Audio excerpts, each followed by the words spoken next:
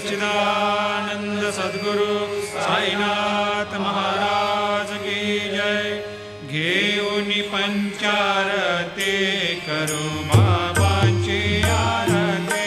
करू साईंची आरती, करू बाबांची आरती। उठा उठा हो बांधव, ओवाळू हार माधव, साईर माधव, ओवाळू हार माधव। करुणिया स्थिर मन, भाव गंभीर हे ध्यान, साईंचे हे ध्यान, भाव गंभीर हे ध्यान। कृष्णनाथ दत्त साई, जडो चित्त तुझे पायी, चित्त बाबा पाये, जडो चित्त तुझे पायी। आरती साई बाबा, सौख्य दातार जीवा, चरणार जातली, द्यावा दासा विसावा, भक्ता विसावा। आरती साई बाबा, जाळून यानंग, सस्वरूपी राहे दंग, मुमोक्ष जनादावी, निज डोळा श्रीरंग, डोळा श्रीरंग। आरती साई बाबा, जया मनी जैसा भाव, दया तैसा अनुभव, दाविसे दया घना, ऐसी तुझी ही माव, तुझी ही माव। आरती साई बाबा, तुमचे नाम ध्याता, हरे संस्कृती व्यथा, अगाध तव करणी, मार्ग दाविसी अनाथा, दाविसी अनाथा। आरती साई बाबा, कलियुगी अवतार, सगुण परब्रह्म साचार, अवतीर्ण झालासे, स्वामी दत्त दिगंबर, दत्त दिगंबर। आरती साई बाबा, 8 दिवसा गुरुवारी, भक्त करे देवारे, प्रभु पद पावया, भव भय निवारे, भय निवारे। आरती साई बाबा, माझा निज द्रव्य ठेवा, तव चरण रज सेवा, मागणे हेची आता, तुम्हा देवाधिदेवा, देवाधिदेवा। आरती साई बाबा, इच्छिता दिन चातक, निर्मल तोय निज सुख, पाजावे माधवाया, सांभाळा आपुली भाक, आपुली भाक। आरती साई बाबा, सौख्य दातार जीवा, चरणार जातली, द्यावा दासा विसावा, भक्ता विसावा। आरती साई बाबा,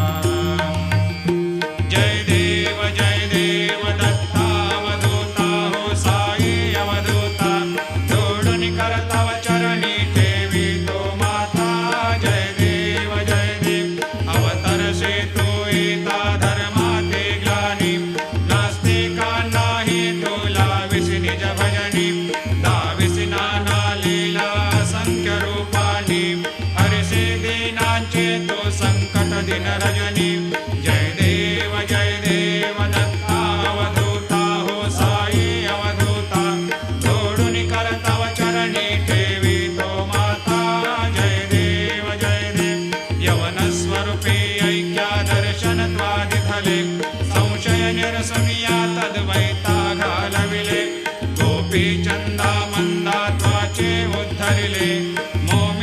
अंशे जलमुनिलोकातार्यले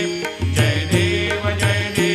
दत्तावधूता हो साई अवधूता जोडुनि करतव चरणी देवी तो माता जय देव भेदन तत्वे हिंदू यवनांचा काही दावायासे झाला पुनरपि नरदेही पाहसी प्रेमाने तो हिंदू यवनाही दाविसे आत्मत्वाने व्यापक साई जय देव दत्तावधूता हो साई अवधूता जोडुनि करतव चरणी ठेवी तो माता जय देव देवा साई नाथा त्वत्पदनत भावे परमाया मोहित जनमोचन झनि भावे त्वत्कृपया सकलांचे संकट निरसावे देशील तरते त्वद्यश कृष्णाने गावे जय देव दत्तावधूता हो साई अवधूता जोडुनि करतव चरणी ठेवी तो माता जय देव शिर्डी माझे पंढरपूर साई बाबा रमावर साई बाबा रमावर शुद्ध भक्ती चंद्रभागा भाव पुंडलिक जागा भाव पुंडलिक जागा याहो अवघे जन करो बाबा शिवंदन साईंशी वंदन करो बाबा शिवंदन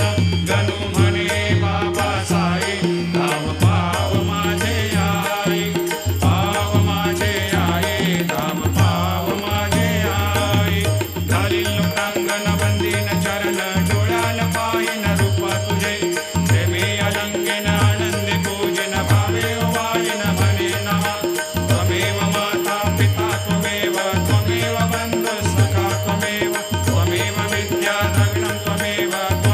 सर्वं मम देवदेव कायेन वाचा मनसेन्द्रियैर्वा बुद्ध्यात्मना वा प्रकृतिस्वभावा करोमि यद्यत् सकलं परस्मै नारायणाय समर्पयामि अच्युतं केशवं रामनारायणं कृष्णदामोदरं वासुदेवं हरिं केदारं माधवं गोपिकावल्लभं जानकीनायकं रामचन्द्रं भजे हरे राम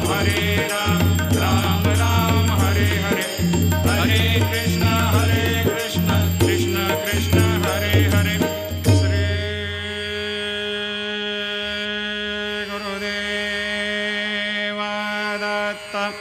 हरि ओम यज्ञेन यज्ञमयजन्त देवास्तानि धर्माणि प्रथमान्यासन्न तेहनाकं हेमान् सजन्त यत्र पूर्वे साद्या सन्ति देवाः ॐ राजाधिराजाय प्रसह्य साहिने नमो वयं वै श्रवणाय कूर्महे समे कामान् कामकामाय मह्यं कामेश्वरो वै श्रवणो दधातु कुबेराय वै श्रवणाय महाराजाय नमः ॐ स्वस्ते साम्राज्यं भोज्यं स्वराज्यं वैराज्यं पारमेष्ठ्यं राज्यं महाराज्यमाधिपत्यमयं समन्तवर्या ईस्यात् सार्वभौमत्सार्वायुषान्त्राधात् परार्धात् पृथिव्यै समुद्रपर्यन्ताया एकराळिति तदप्येष श्लोकोऽभिगीतो मरुतः परिवेष्टारो मरुतस्यावसङ्ग्रहे आवीक्षितस्य कामप्रेर्विश्वे देवा सभासदैते श्रीनारायण वासुदेवाय सच्चिदानंद सद्गुरु साईनाथ महाराज की जय। अनंता तुला ते कसे रे स्तवावे, अनंता तुला ते कसे रे नमावे, अनंता मुखाचा शिने शेष गाता, नमस्कार साष्टांग श्री साईनाथा, स्मरावे मनी त्वत्पदा नित्य भावे, पुरावे तरे भक्ति साठी राखे स्वभावे तरावे जगातारुणी मायताता नमस्कार श्री साईनाथा वसे जो सदा दावया संत लीला दिसे अज्ञ लोकान् परे जो जनाला परे अंतरे ज्ञान कैवल्य दाता नमस्कार साष्टांग श्री साईनाथा वरालाधला जन्म हा मानवाचा नरासार्थका साधनीभूत साचा धरो साई प्रेमा गळाया अहंता नमस्कार साष्टांग श्री साईनाथा धरावे करे सान अल्पज्ञ बाला करावे अमाधन्य चुंबो निगाला मुखे गाल प्रेमे कराग्रास आता नमस्कार श्री साईनाथा सुरादिक ज्यांच्या पदा वंदिता ते शुकादिक ज्यांते समानत्व देते प्रयागादि तीर्थे पदे नम्र होता नमस्कार साष्टांग श्री साईनाथा तुझ्या ज्या पदा पाहता गोप बाले सदा रंगलेचे स्वरूपे मिळाले करी रास क्रीडा सवे कृष्णनाथा नमस्कार साष्टांग श्री साईनाथा तुला मागतो मागणे एक द्यावे करा जोडितो दीन अत्यंत भावे भवी मोहनी राज हातारे आता नमस्कार श्री साईनाथा ऐसा येई बा साई दिगंबरा अक्षय रूपावतारा सर्व हि व्यापक तू श्रुती सारा अनुसया त्रिकुमारा बाबा येई बा काशी स्नान जपा प्रतिदिवशी कोल्हापूर भिक्षेशी निर्मल नदी तुंगा जलप्राशी निद्रा माहुर देशी ऐसा येई बा झोळे लोंबतसे वाम करे त्रिशूल डमरू धारे भक्ता वरद सदा सुखकारे देशिल मुक्ती चारे ऐसा येई बा पायी पादुका जपमाला कमंडलो मृगछाला धारण कर सेवा नागजटा मुकुट शोभतो माथा ऐसा येई बा तत्पर तुझाया जे ध्यानी अक्षय त्यांचे सदनी लक्ष्मी वास करे दिन रजनी रक्षसे संकट वारुणी ऐसा येई बा या परिध्यान तुझे गुरुराया दृश्य करी नयनाया पूर्णानंद सुखे हे काया लाविषि हरि गुण गाया ऐसा येई बा साई दिगंबरा अक्षय रूपावतारा सर्व हि व्यापक तू श्रुती सारा अनुसया त्रिकुमारा बाबा येई बा सदा सस्वरूपं चिदानन्दकन्दं जगत्सम्भवस्थान संहार हेतुं स्वभक्तेच्छया मानुषं दर्शयन्तं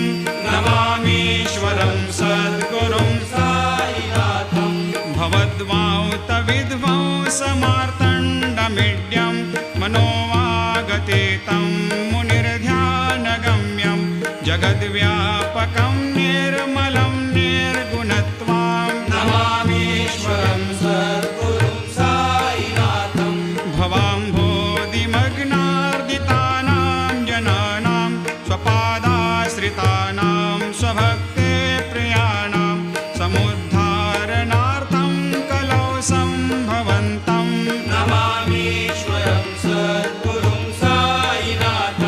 सदा निम्बवृक्षस्य मूलाधिवासात् सुधाश्राविणं तेक्तमप्यप्रियन्तं तरुं कल्पवृक्षाधिकं साधयन्तं नमामीश्वरं सद्गुरुं साईनाथं सदा कल्पवृक्षस्य तस्याधिमूले भवद्भावबुद्ध्या सपर्यादिसेवां नृणां कुर्वतां भोक्तिमुक्ते प्रदन्तं नमामीश्वरं सद्गुरुं साईनाथम् अनेकाश्रुता तर्क्यलीलाविलासै समावेशकृतेषान् भास्वत्प्रभावम् अहं भावहीनं प्रसन्नात्मभावम् नमामीश्वरं सद्गुरुं साईनाथम् सतां विश्रमाराममेवाभिरामं सदा सज्जनैः सस्तुतं सन्नमद्भिः जनामोददं भक्तभद्रप्रदन्तं नमामीश्वरं सद्गुरुं साईनाथम् अजन्माद्यमेकं परब्रह्म साक्षात् स्वयं सम्भवं राममेवावतीर्णं भवद्दर्शनात् सम्पुनीतप्रभोऽहम् नमामीश्वरं सद्गुरुं साईनाथम् श्रीसाईश कृपानिधेऽखिलनृणां सर्वार्थसिद्धिप्रदां युष्मत्पादरजप्रभावमतुलं धातापि वक्ता क्षमः सद्भक्त्या शरणं कृताञ्जलिपुट सम्प्रापितोऽस्मि प्रभो श्रीमत्साई परेशपादकमलान् न्यान्यच्छरण्यं मम सायिरोपधर रागोत्तमं भक्तकामविबुधद्रुमं प्रभुं माययोपहतचित्तशुद्धये चिन्तयाम्यहमर्निशं मुदा शरत्सुधांशुप्रतिमं प्रकाशं कृपातपत्रं तव साईनाथ त्वदीयपादाब्जसमाश्रितानां स्वच्छायया तापमपाकरोतु उपासनादैवत साईनाथ स्तवैर्मयोपासनिनास्तुतस्त्वं रमेन्मनोन्मे तव पादयुग्मे भृङ्गो यथाब्जे मकरन्दलुब्धा अनेकजन्मार्जितपापसंशयो भवेद्भवत्पादसरोजदर्शनात् क्षमस्व सर्वान्धपरान्धपुञ्जकान् प्रसेद साये सद्गुरोदयानिधे श्री साईनाथ चरणामृतपोतचित्तास्तत्पादसेवनरतः सततं च भक्त्या संसारजन्यदुनितोर्धवनिर्गतास्ते कैवल्यधाम परमं समवाप्नुवन्ते स्तोत्रमेतत्पठेद्भक्त्या यो नरस्तन्मना सदा सद्गुरो साईनाथस्य कृपापात्रं भवेद् ध्रुवं करचरणकृतं वा कायजं कर्मजं वा श्रवणनयनजं वा मानसं वा अपराधं विहितमविहितं वा सर्वमेतत् क्षमस्व जय जय करुणाब्धे श्री प्रभो साईनाथ श्री सच्चिदानंद सद्गुरु साईनाथ महाराज की जय।